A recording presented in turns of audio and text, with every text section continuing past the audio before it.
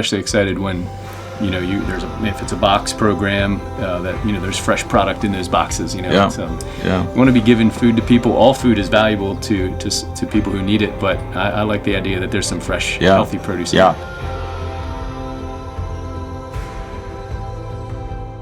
Good afternoon. Welcome to Hopecast, where we share inspiration and stories about what God's doing at Blessings of Hope in the community and our personal lives. I'm your host, David Lapp. Today I'm joined by Jason Hollinger. Jason is the president and CEO of Four Seasons Produce in Ephrata. Anything you want to share here in the beginning as we get started, Jason? No, glad to be here. Good to have you. Bible verse for today is out of Psalms 24:1. It says, "The earth is the Lord's and all its fullness, the world and all those that dwell therein." And we're just reminded of everything that we do is for God's honor and glory, and we're here to, serve His kingdom, be here to be the hands and feet of Jesus on earth. And so, talking a little bit about Four Seasons Produce, what you do, and the connection between Blessings of Hope and Four Seasons, how the partnership, how we got started. What can you tell me about that? Yeah. Well, we're, produce business. There's a lot of shrink, like I guess a lot of food businesses, all food businesses maybe. And so for years we've been working with, I would say, the food pantries that are out there, and there's lots of them. And some of the bigger ones, I guess, some semi-funded by the government, we had been using those for years and worked well. But when you guys came on the scenes, we appreciated a couple things. One, the Christ-centeredness for sure, and immediate connection there. But then over time, I think the biggest value, or the reason that we really now send 95% of our product through you guys and love doing that, is you're just so easy to work with. I mean, it's really kind of a business thing. It's like you're flexible, you understand our needs, you take that into account. Of course, we're trying to help you with your needs, but really just easy to work with, and that goes a long way. So we always appreciated the partnership. The last couple of years, just being able to take a product that's it's still a good product, but it has to move on. We have to keep, or you're going to be throwing it out. And if we can utilize that product, if we can get that out to our partner ministries, empower them to reach their community, that's a win-win for everybody. Is what we see. So we really enjoy working with Four Seasons and all the team there, and I've heard nothing but good things, coming from our side of it. Likewise. I'm of course not actively involved on the day-to-day, but I hear a lot of good things. It's good. So, if we think about the food that you guys donate, what's the reason this food can't be sold? Like, what are some of the examples? Most people have no idea what happens or why a company like Four Seasons would donate food. Why don't you sell it? Yeah, in our case, we're a distributor, not a manufacturer, right? So it tends not to be things like that are have the wrong label on it or some kind of error on the packaging. It tends to be things that are just not quite good enough for that retailer. So we've got hundreds of customers, and we can usually find a place for something that's a little less than perfect.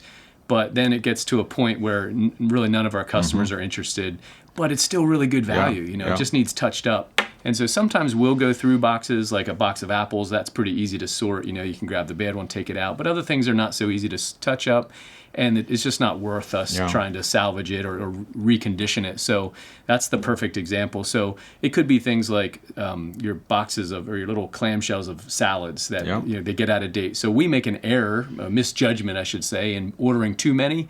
And maybe sales went down and we ordered too many, so we have some extra, and there's just really no time to get that out if we have too much. Now, if we have a little bit, we can push it out on some deals to our customers, and they'll be glad for that. But if we have too many, this is a great place. Blessings of Hope can take the large volume, and we feel good about where that's going to go. Yeah, good. And there's also the aspect of something just is too ripe to send to retail, and retail stores, they want a couple of days, customer wants a couple of days, and you hit that point and you got to move it on. So, and that's a lot of our food like that. We can turn food same day, and it's just a great opportunity to take what you need to move on and utilize it. And there's with our model, we have over 200 different food donors, so we bring that all together at one location, and then whatever the ministries can use out of that, that's what it's been great. Well, we get especially excited when if it's a box program, that there's fresh product in those boxes. Yeah. It's, you want to be giving food to people. All food is valuable to people who need it, but I like the idea that there's some fresh, healthy produce. Yeah, and that's another thing that sets Blessing of Hope apart from a lot of places is that the amount of, or the variety, the volume of fresh that we have. And there's even organizations, like they want to do an outreach on a weekend. They'll come in on Fridays, select the food they need, and distribute it, Friday evenings or Saturday mornings, and they don't need a lot of cold storage because technically we are their cold storage until they need it, and then they can distribute it right away. And that's another huge benefit that we can provide to quite a few organizations, that they can cut down on their overhead. So last year our team just told me that we did 4 seasons donated over 2.5 million pounds of food last year. So wow. It's a lot of people that were blessed by that, and we're very thankful to be able to steward the resources that are at a point where you need to move them on. It's still a valuable resource, and our mission is to steward what's already produced and get it to people that need it, rather than see it being wasted. And there's a lot of opportunity around that. So. So, what would you say if there's another distributor, producer, somebody out there?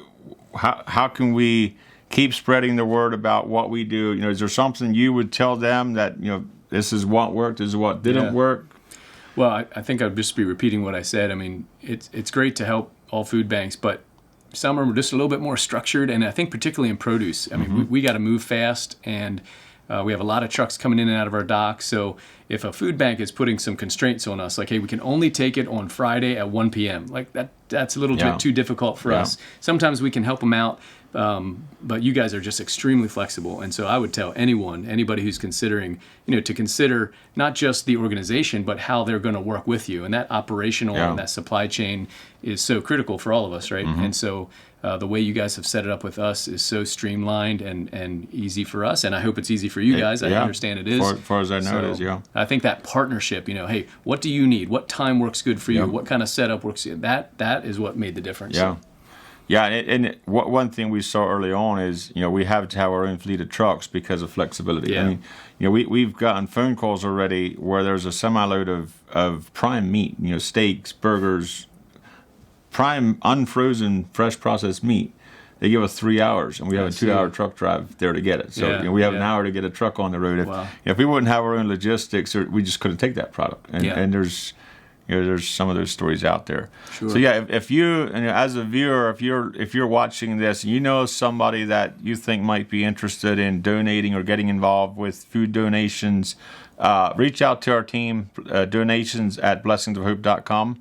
Call 717-824-1227, extension 1007, and we're always looking to expand our food options.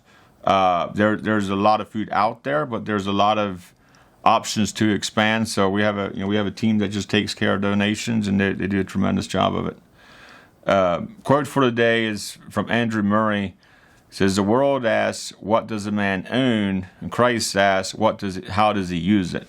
And I had to think about when I saw this quote is, we go through life and we measure our success by what we own, but God measures our success by what we do with what we own. And there's so much truth to that, where if we're insecure in who we are and who God made us to be, it's going to come out. But if we're taking what God called us to do and we're living our life that way, we're being an example for Christ, we're making an impact in the areas of influence that God has given us.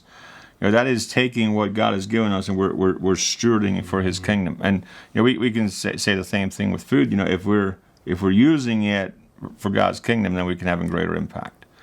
Anything you want to say here at the end as we wrap this up? No, I love that, and that's why we partner with you guys. We really appreciate your heart for stewarding, what God's given all of us, and just appreciate the partnership, David. Well, thank you.